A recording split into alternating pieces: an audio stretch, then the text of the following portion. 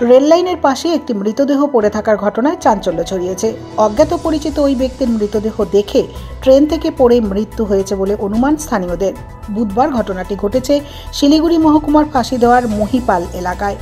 এদিকে মৃতদেহটি দেখে কেউ চিনতে পারেনি। রেল পুলিশ থেকে শুরু করে স্থানীয়রা এসে অনুমান করেন ওই ব্যক্তি সম্ভবত কোনো কারণে ট্রেন থেকে পড়ে যেতে পারেন। যদিও ওই ব্যক্তি কোনো ট্রেনের যাত্রী বা অন্য কোনো ঘটনা হতে পারে বলে অনুমান স্থানীয়দের। এদিন ঘটনার খবর ছড়িয়ে পড়তেই প্রচুর মানুষ ভিড় করতে থাকেন সেখানে। খবর দেওয়া হয় ফাঁসি দেওয়া থানার পুলিশকে। খবর পেয়ে ঘটনাস্থলে ছুটে আসে ফাঁসি দেওয়া থানার পুলিশ। জানা গিয়েছে এদিন সকালে সন্তোষ কুমার গোয়ালা নামে এক রেলকর্মী রেল লাইনের ওপর দিয়ে যাওয়ার সময় হঠাৎই তার নজরে আসে একটি মৃতদেহ।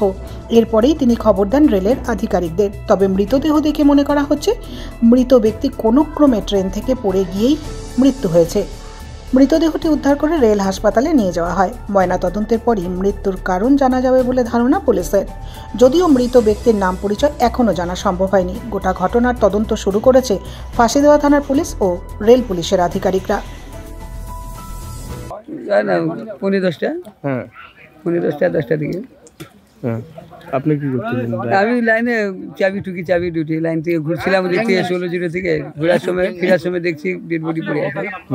তারপরে আমি খবর দিলাম আমাদের বেডকে, ছবি তুলে পাঠালাম, খবর দিলাম।